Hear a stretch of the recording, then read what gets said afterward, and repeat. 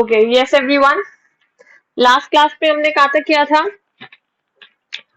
कल जहां तक आई रिमेम्बर खत्म किया था, we did till the single muscle twitch topic, जहां तक कंप्लीट किया था। इसके बाद में जो आपका इसी में जो नेक्स्ट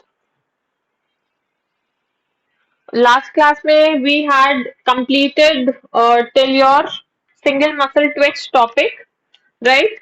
एंड इसके बाद में जो आपका नेक्स्ट इसमें एक टॉपिक नहीं है, मतलब एक जस्ट एक छोटा ऐसा डेफिनेशन जैसा है, which is your isotonic and isometric contraction. Now, what is the difference between the two terms? That is the isotonic and the isometric contraction. इन दोनों के बीच में बेसिक डिफरेंस ये है, टोनिसिटी का मतलब होता है टेंशन, ठीक है। सो when the tension remains same and there is a change in the length of muscle fibers, ठीक है। So तब हम उसको बोलते हैं isotonic contraction, which means when tension means that is the force which is applied. If that force it remains same, there is a change when the tension remains same and there is a change only in the length of the muscle fibers. So that is known as the isotonic contraction, right? For example, bending of arm, lifting or putting a book on the table. So if you're simply bending your arm, or if you're lifting or putting a book on the table, the tension or the force it remains same, but there's a change in the length of the muscle fibers. Okay, so this is the isotonic contraction.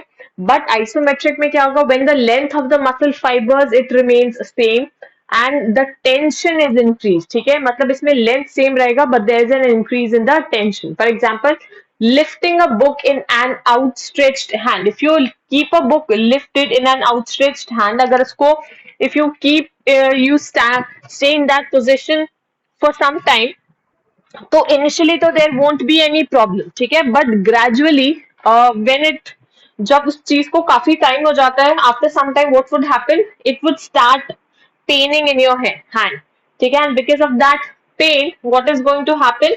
The tension would be increased, but the length would still remain the same. That is the length of the muscle fibers that is still going to remain the same. So this is basically an example of your isometric contraction, right?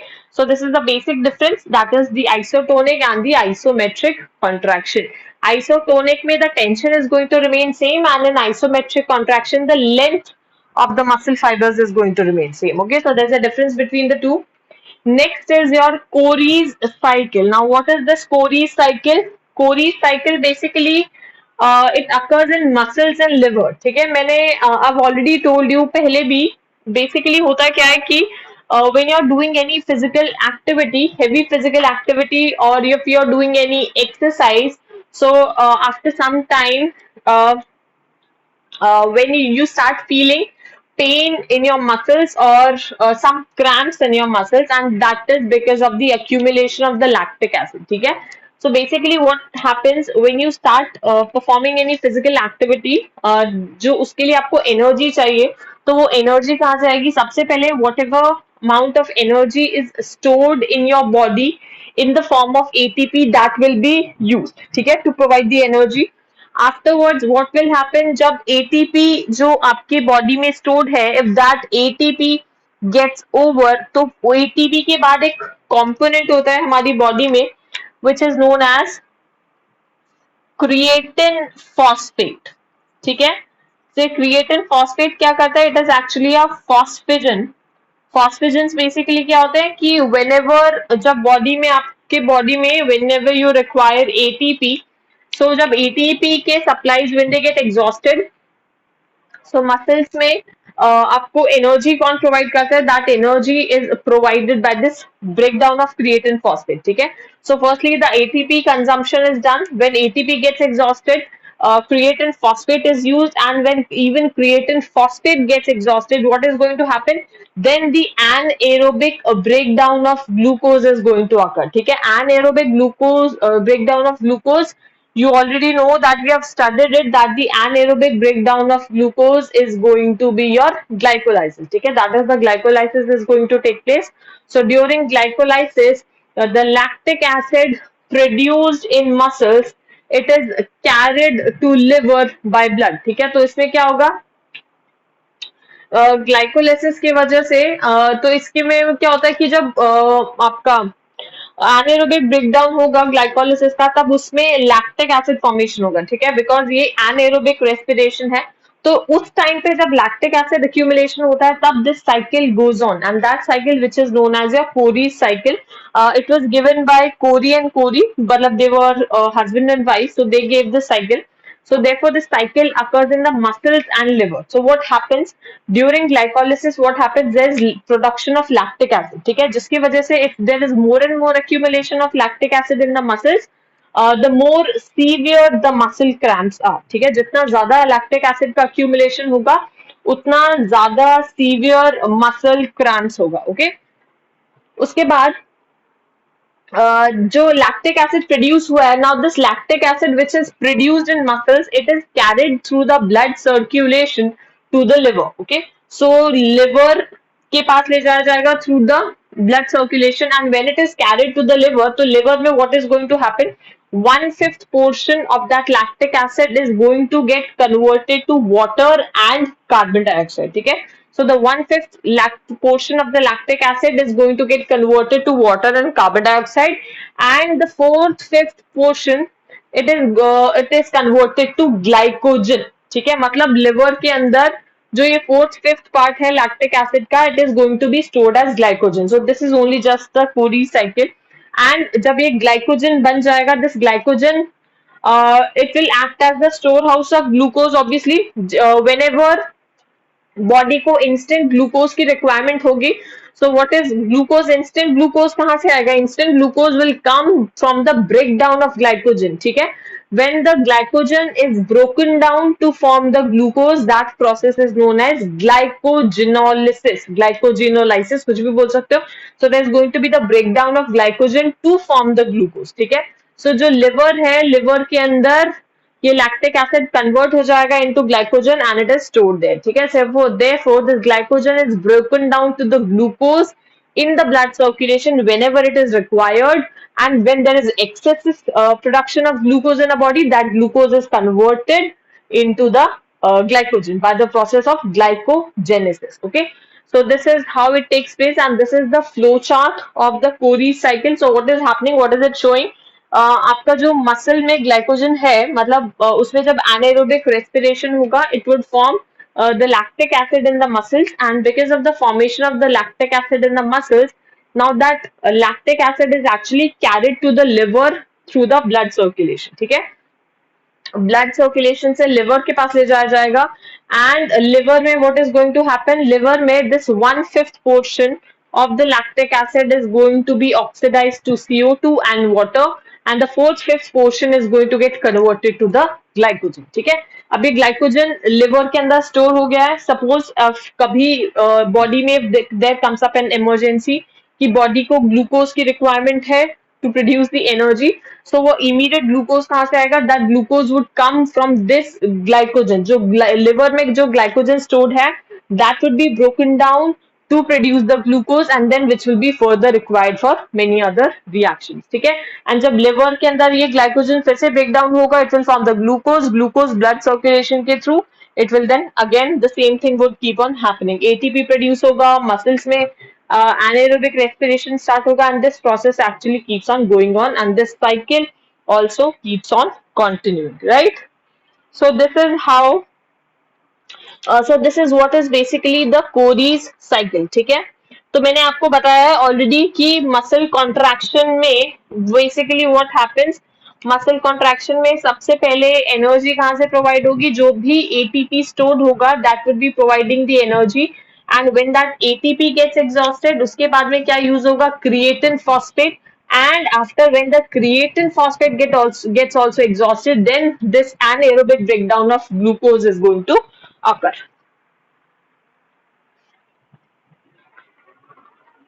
Any doubt, anyone?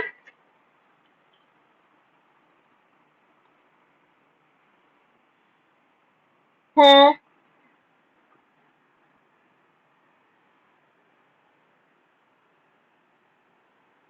हाँ, मतलब जैसे आप इसको किसी भी आप book को या फिर बुक छोड़ के आप या किसी भी चीज को अपने हाथ में बहुत देर तक, हेवी चीज को, आप किसी भी चीज को बहुत देर तक पकड़े रखोगे, या for that matter even if you are holding a glass of water in your hand, तो कई देर स्टार्टिंग में जब उसको आप होल्ड करके रखोगे there won't be any problem, but if you are holding that glass exactly in that particular same position, for suppose you are holding it for 1 hour 2 hour, so after that, after some time you'll start feeling pain in your hand, ठीक है, and that pain is basically because of the increased tension, ठीक है, hand के अंदर there's an increase in tension, and because of that increase in tension, but still मतलब सिर्फ tension increase हो रहा है, बट किसी भी मसल फाइबर के लेंथ में there is not any increase, ठीक है, so that is known as your isometric contraction, right.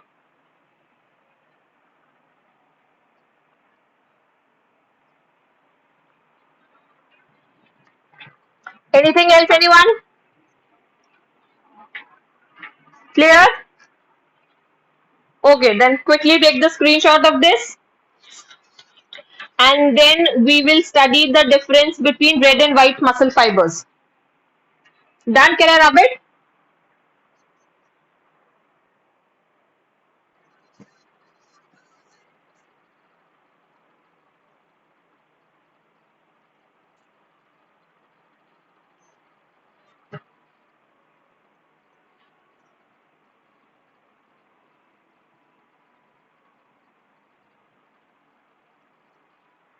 So does anyone know? Have you ever heard of the red and white muscle fibers?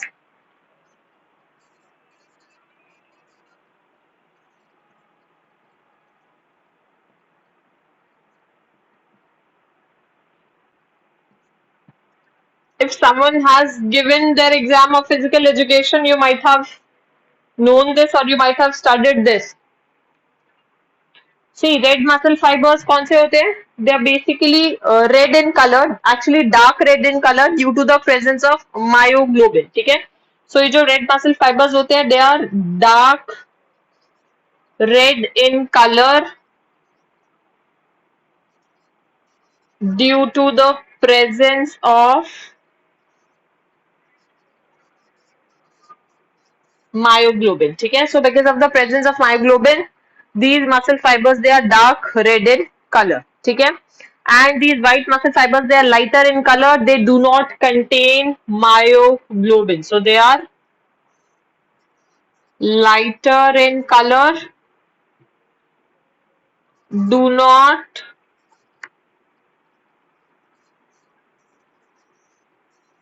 contain myoglobin. ठीक है, so they do not contain myoglobin. This is the first difference. Second difference क्या होगा? That is the red muscle fibers, they contain more mitochondria, they consist of more mitochondria, and they consist of less mitochondria. More mitochondria, less mitochondria. Third point would be they carry out aerobic oxidation without much accumulation of lactic acid. मतलब ज़्यादा efficient कौन से होंगे? That is your red muscle fibers, because they carry out aerobic oxidation without much accumulation of lactic acid. So they carry out aerobic oxidation without much accumulation of lactic acid. ठीक है, मतलब जो red muscle fibres होते हैं उनके अंदर there is less production of lactic acid, and इनके अंदर व्हाइट मसल फाइबर्स में lactic acid accumulation occurs and they soon get fatigued. ठीक है, एंड ये बेसिकली जो वो व्हाइट मसल फाइबर्स है, they would depend mainly on glycolysis actually, so they would depend mainly on glycolysis and lactic acid accumulation, and therefore soon get fatigued and soon get fatigued. ठीक है, So these are the basic difference. Acha, अब since these red muscle fibers, they are consisting of more mitochondria, so there would be more ATP production in them. So there would be more ATP production in them, and इसमें less ATP production. Okay, so this is how, or this is the basic difference between the red muscle fibers and white muscle fibers. Uh, अच्छा, इसमें आप example क्या कर सकते हो red muscle fibres में? Red muscle fibres में आप एग्जाम्पल ले सकते हो the flight muscles of the eagles and vultures, ठीक है, जितने भी ग्लाइडिंग बर्ड्स होते हैं, ठीक है, ग्लाइडिंग बर्ड्स मतलब which do not have to constantly flap their wings to stay in air, ठीक है. एक आपने देखा होगा कोई भी पिजन है या स्पैरो है या कोई भी ऐसा बर्ड है, if you have ever seen them, they constantly have to flap their wings to stay in air, ठीक है.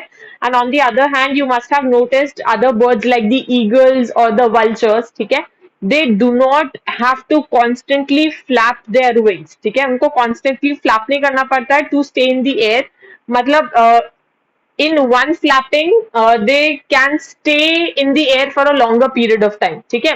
तो उसके पीछे का रीजन ये है कि जो ग्लाइडिंग बर्ड्स होते हैं like your vultures and the eagles, they have more number of red muscle fibers, ठीक है, and since they consist of more red muscle fibers, so they do not so there would be more mitochondria and there would be more ATP production, ठीक है, and because of more ATP production they can remain in the air for a long period of time, ठीक है.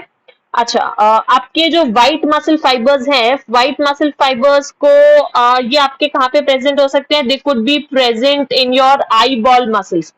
जो आपकी eyeball muscles हैं, they are an example of your white muscle fibres. For example, जो आपकी eyes है, ठीक है, अगर आप आईज को अपनी quickly bar bar if you keep on blinking your eyes, ठीक है, and if you do that for some time, so after some time what would you notice that your you would start feeling some pain, and because this is because जो आपकी eyeball muscles हैं they actually undergo fatigue, ठीक है. So these muscles they undergo fatigue very easily because of lesser number of mitochondria and hence lesser number of ATP molecules production, ठीक है. अच्छा, इसमें जैसे रेड मसल फाइबर्स में gliding birds का example दिया है, तो इसी तरह इसमें you can white muscle fibres में you can also add the flight muscles of sparrow, ठीक है, बिकॉज द फ्लाइट जो स्पैरो होती है it she has to constantly flap their wings in order to stay in the air, ठीक है. So आप इसमें एग्जाम्पल लिख सकते हैं रेड मसल फाइबर्स में. एग्जाम्पल आएगा flight muscles of the gliding birds. Example flight muscles of gliding birds, ठीक है, एंड इसमें लिख सकते हो flight muscles of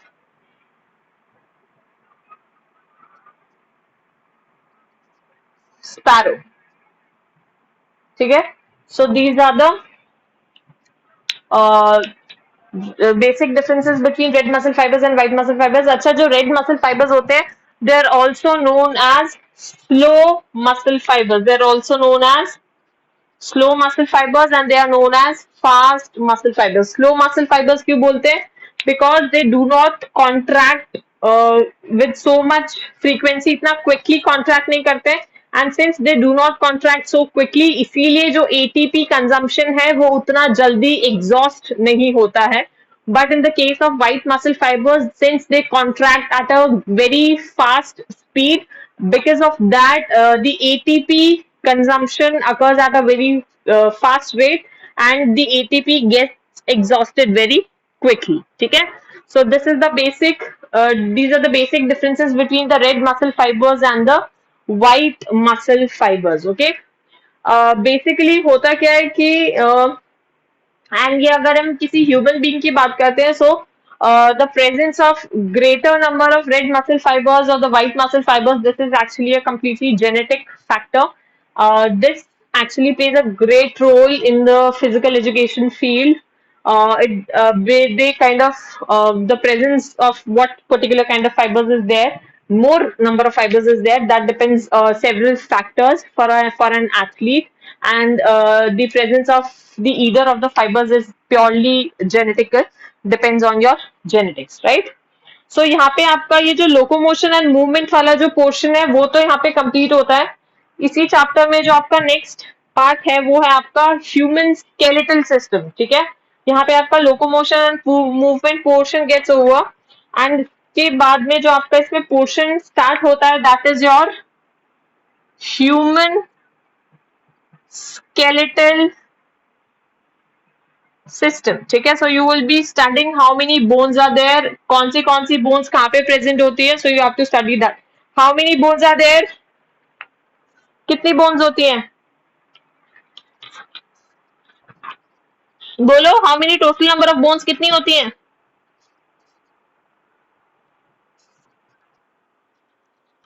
yes 206 bones, ठीक है। तो अब हमको ये कैलकुलेट करना है कि ये सभी का सभी कैसे होगा, ठीक है।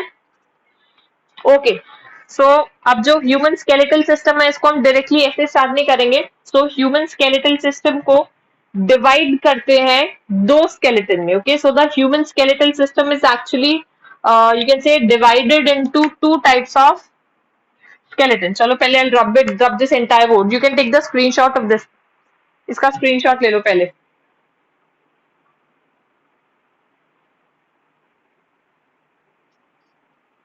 Done.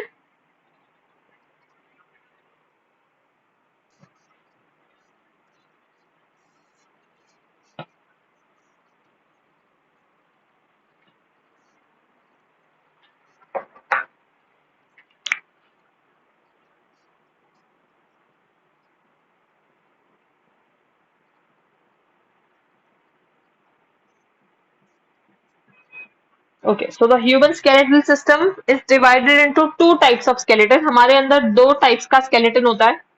One is your axial skeleton and the other is your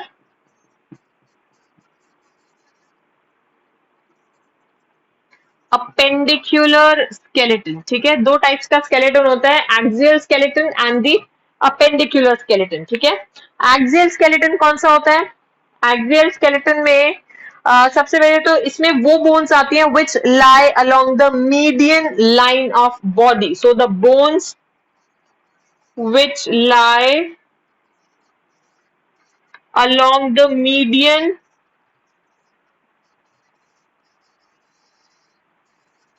line of body, मतलब जैसे आपकी बॉडी है उसका अगर एक कंप्लीटली सेंट्रल एक्सिस लेते हैं, उसको सेंटर से डिवाइड करते हैं, तो जो भी बोन्स उस मीडियन लाइन के अराउंड आएंगी those would constitute your axial skeleton, okay, axial skeleton. Now what would be your appendicular skeleton? So all the bones which are attached laterally to this medial line, ठीक है। so all the bones attached laterally to this median line, ठीक है, वो सब किस में आएंगे? आपके अपेंडिकुलर स्केलेटन में, ठीक है। अब इसका हम एक एक स्टडी करेंगे कि एक्सियल स्केलेटन में कौन सी बोन्स आती है, अपेंडिकुलर स्केलेटन में कौन सी बोन्स आती है, ठीक है। सो एक्सियल स्केलेटन में सबसे पहले आपके आता है skull. We start from the top. So axial skeleton में सबसे पहले आपके आता है स्कल, ठीक है। स्कल के अंदर आपके टोटल बोन्स होती हैं। Total number of bones which are present in your skull they are actually 29। 29 कैसे होती है? सबसे पहले तो स्कल में क्या क्या प्रेजेंट होता है आपके स्कल में? देयर इज योर क्रैनियम, ठीक है। जो बोनी स्ट्रक्चर आपको दिखता है cranium, you already know what is cranium. तो जो क्रैनियम होता है एक तो वो पार्ट होता है। स्कल जो भी रीजन है हमारा, जितना भी ब्रेन वाला रीजन है उसमें how many bones are there we are going to consider that, ठीक है। तो स्कल में सबसे पहले आता है आपका cranium. Cranium means your bony box जिसके अंदर ब्रेन इज प्रेजेंट, ठीक है। क्रैनियम के बाद आपके आती है ऑडिटरी बोन्स, ऑडिटरी बोन्स, ठीक है। ऑडिटरी बोन्स के बाद आपका आता है इसमें your facial bones. Next is your facial bones, मतलब जितनी भी फेस पे बोन्स है they are your facial bones. And then there is hyoid bone, and then there is hyoid bone, ठीक है। अच्छा, क्रैनियम में कितनी बोन्स आती है, सब हम डिटेल में स्टडी करेंगे किसमें कौन सी होती है। सो क्रैनियम में total number of bones they are actually 8, ठीक है। ऑडिटरी बोन्स कितनी होती है, 3, 3 auditory bones are there, and 3 auditory bones कौन सी होगी, malleus, incus and stapes, ठीक है। So these are the 3 auditory bones, that is your malleus, incus and stapes. So these are the 3 bones. Facial bones जो होती हैं आपकी वो total होती है कितना, 14 इन नंबर। आपका जो पूरा फेस है उसके अंदर how many bones are present, face के अंदर total 14 bones are present, right. And जो आपका हायोइड बोन होता है, this is your one bone, ये मतलब एक ही नंबर में होता है, present at your base face के जो बेसल रीजन होता है वहां पे प्रेजेंट होता है, ठीक है। सो एक्सियल स्केलेटन का फर्स्ट कंपोनेंट है स्कल। सो ये टोटल कितनी बोन्स हो गई, मुझे बताओ, काउंट करके बताओ, ये टोटल कितना हो गया, बताओ।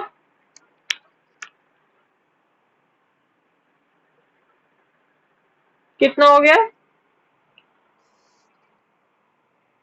Okay.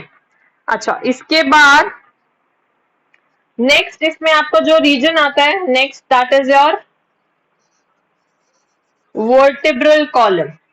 Can you tell me, किसी को पता है वर्टिब्रल कॉलम में कितनी बोन्स होती हैं, how many vertebrae are there in your vertebral column.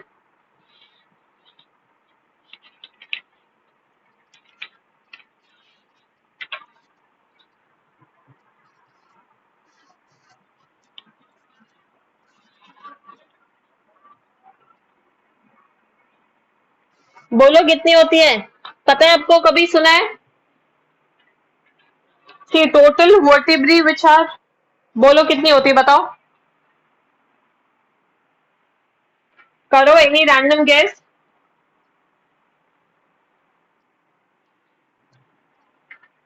Vertebral column में आपकी जो इतना बड़ा बैकबोन है उसके अंदर सिर्फ टोटल 3 बोन्स हैं। नंबर पूछ रही हूँ मैं, नंबर पूछ रही हूँ।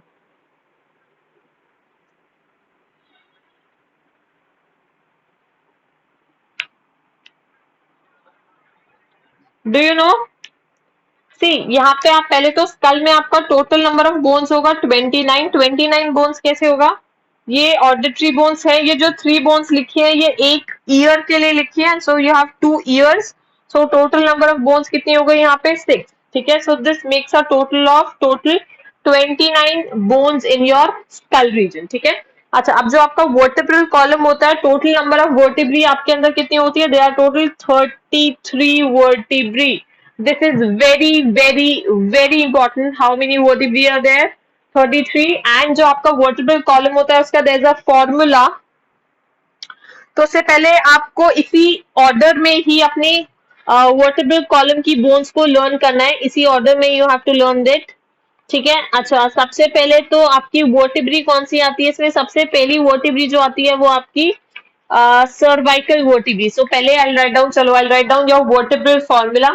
वर्टिब्रल फॉर्मूला को हम कैसे लिख सकते हैं, so your vertebral formula becomes your C7, C7, T12, L5, L5, S5 and C4 fused, ठीक है। इसका मतलब क्या होता है, इसका मतलब ये होता है कि this is the vertebral column formula. मतलब आपके वर्टिब्रल कॉलम में अगर कोई आपसे पूछता है कि आपके अंदर कितनी बोन्स है, वो आप इस तरह से डिफाइन करेंगे, ठीक है। ये सब मैं आपको जब वर्टिब्रल कॉलम अभी इसके बाद में डिटेल में करेंगे तब आई टेल यू।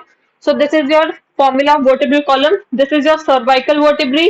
कभी सुना हो कि किसी इंडिविजुअल को सर्वाइकल का पेन होता है, if you have ever heard कि हम बोलते हैं इसको सर्वाइकल का पेन है, सो दैट सर्वाइकल का pain is actually because of this vertebrae, ठीक है। जिसको जो सबसे बिगिनिंग की वर्टिब्री होती है जहां पे आपका जो नेक रीजन होता है, सर्वाइकल का pain is obviously your neck pain और योर शोल्डर रीजन पेन, ठीक है। नेक से लेके आपका ये शोल्डर रीजन तक का पेन होता है। So cervical pain is because of this cervical vertebrae, ठीक है। तो ये जो सर्वाइकल वर्टिब्री में जो पेन होता है या कुछ प्रॉब्लम होता है उसकी वजह से there is this cervical pain, ठीक है। Then this T stands for your thoracic, this is your lumbar, this is your sacral, and this is your caudal vertebrae. ठीक है, so these are the different types of vertebrae. And इनको जो मैंने आपको ऐसे brackets में लिख के दिखाया, ब्रैकेट्स मींस कि ये फ्यूज्ड होती है, ठीक है, मतलब जैसे ये जो सैक्रल रीजन है इसमें there are total 5 bones, but these 5 bones they are actually fused together, and ये फ्यूज कर जाती है, तो इसीलिए इसको हम कंसिडर करके चलते हैं वन बोन, ठीक है. कॉर्डल में भी there are 4 bones, and these 4 bones they actually fuse together to form a one bone, ठीक है. तो अब इनका जरा टोटल करना, कितनी होंगी, करो टोटल.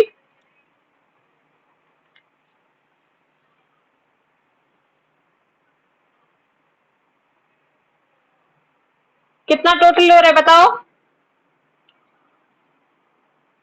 इसका वर्टिब्रल कॉलम का टोटल करो, कितनी वर्टिब्री हो रही है, 33 हो रही है ना. एंड कई जगह पे मतलब इफ यू स्टडी तो बहुत बार वो आपको 26 भी लिख के देते हैं. There are 26 bone in your vertebral column. So वो भी गलत नहीं है. वो गलत क्यों नहीं है, बिकॉज वो उसने इस ये जो सैक्रल रीजन में आपके 5 बोन्स हैं वो फ्यूज होती हैं, तो इसीलिए they actually consider it as one bone. Similarly जो आपका कॉर्डल रीजन होता है, जो आपका टेल रीजन, सबसे जो बॉटम रीजन होता है आपका वर्टिब्रल कॉलम का, that is your caudal region. उसको भी, इसमें भी जो 4 बोन्स प्रेजेंट होती है उसको एक बोन कंसिडर करते हैं, इसीलिए it makes up the total of 26, ठीक है. सो 33 कई बार 26 भी लिखा होता है, so that is also right. Okay, अच्छा ये हो गया वर्टिब्रल कॉलम. थर्ड कॉम्पोनेंट इसमें होता है आपका sternum. Sternum which is also known as your breastbone, ठीक है. इसका नंबर होता है 1. फिर स्टर्नम के बाद आता है आपका, बाद इसमें एक और लास्ट कंपोनेंट आता है आपका रिब्स. कितनी रिब्स होती है हमारे अंदर, do you know anyone, how many pairs of ribs do we have, क्या बोल रहे हो. हाँ, 12 pairs of ribs are there. So there are 12 pairs. Now can you total इस पूरे एक्सियल स्केलेटन को टोटल करके मुझे बता सकते हो कितनी बोन्स आ रही हैं आपके एक्सियल स्केलेटन में, टोटल कितनी बोन्स आ रही हैं, जल्दी से टोटल करके बताओ मुझे.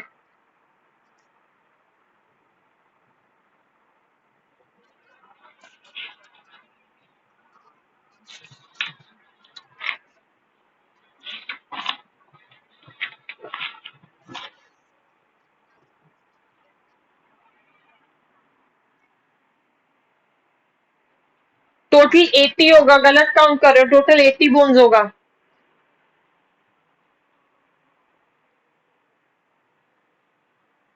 स्टर्नम, ठीक है. सो ऐसे ही you have to learn it, ठीक है. आपके इस बार सिलेबस में तो नहीं है, but for the competitive point of view you have to learn this, ठीक है. सो एक्सियल स्केलेटन में आपके टोटल मतलब कितने बोन्स हो गए, 80 बोन्स. एंड 80 बोन्स कैसे हुआ, स्कल सबसे पहले you have to count skull. Skull में total number of bones are 29. Vertebral column total number of bones are 33. And then you have your sternum which is 1. And ribs कितना हो गया, 12 pace, ठीक है. अच्छा अभी बाद में हम डिटेल में और करेंगे. इसके बाद में आपका आता है यार अपेंडिकुलर स्केलेटन. अपेंडिकुलर स्केलेटन में आपका क्या आएगा, अपेंडिकुलर स्केलेटन. अब ये देख रहे हो ये सारे के सारा मीडियन लाइन जो भी आपका सेंटर है बॉडी का, ये इसमें सारे वही बोन्स आ रहे हैं, ठीक है. सबसे पहले starting from your skull, skull के बाद नीचे आपका आता है वर्टिब्रल कॉलम, ठीक है. Then your sternum which is your breastbone, and then your ribs, ठीक है. So all these are present along the median line or the central line of your body. Now all the bones which will be attached to these this median line, they would be present under the appendicular skeleton, ठीक है. तो appendicular skeleton में आपके क्या आता है, दो components आते हैं, एक आता है girdles और एक आता है limbs. One is girdles and the others are limbs. girdles आपके कितने होते हैं, you have two girdles. हमारे अंदर 2 girdles होते हैं, pectoral girdle and the other is your pelvic girdle. pectoral girdle कौन सा होता है, जो आपका shoulder region है, जो आपका shoulder region है that is known as your pectoral girdle. pectoral girdle मतलब कि आपके जो शोल्डर्स हैं वो हवा में तो नहीं है, they have a full support, ठीक है। वो आपके जो शोल्डर्स हैं they are attached at a specific position, ठीक है, एक स्पेसिफिक लोकेशन पे अटैच्ड है एंड वो एक सॉकेट जैसा फॉर्म करते हैं। So because of that this जो भी आपका शोल्डर गर्डल होता है उसको बोलते हैं पेक्टोरल गर्डल, ठीक है। एंड जो पेल्विक गर्डल होता है that is your hip region, जो आपका हिप रीजन होता है that constitutes your pelvic girdle, ठीक है। तो पेक्टोरल गर्डल को आप यहाँ पे लिख सकते हो, it is your shoulder girdle and this is your hip girdle, ठीक है। अच्छा, पेक्टोरल गर्डल में आपके कितनी बोन्स होती हैं? अच्छा, पेक्टोरल गर्डल में आपके दो हाफ्स हो गए। दो हाफ कैसे हो गए? वन ऑन ईच साइड, दो शोल्डर्स हैं तो दो हाफ्स हो गए, ठीक है। And her each half it consists of two bones, so there are two bones in each half, ठीक है। And one that is one clavicle and one scapula, वो मैं आपको बाद में बताऊंगी। so there are two girdles, two halves, ठीक है, दो हाफ हो गए। एंड हर हाफ के अंदर कितनी बोन्स हो गई? Two in each. तो टोटल बोन्स कितनी हो गई इसके अंदर? पेक्टोरल गर्डल में टोटल बोन्स कितनी हो गई बताओ?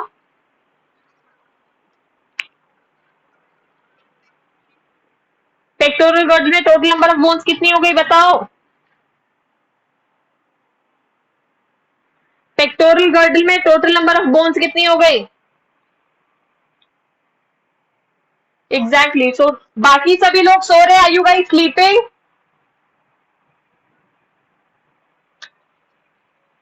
सो total number of bones would be 4, ठीक है। और जो पेल्विक गर्डल होता है, पेल्विक गर्डल में आपके बोन्स होती हैं 2, ठीक है। वो अभी मैं आपको बताऊंगी कि दो बोन्स कैसे होती हैं। अच्छा, अब आते हैं लिम्स पे। क्या बोल रहे हो? अरे दो हाफ नहीं, कितने शोल्डर्स है तुम्हारे?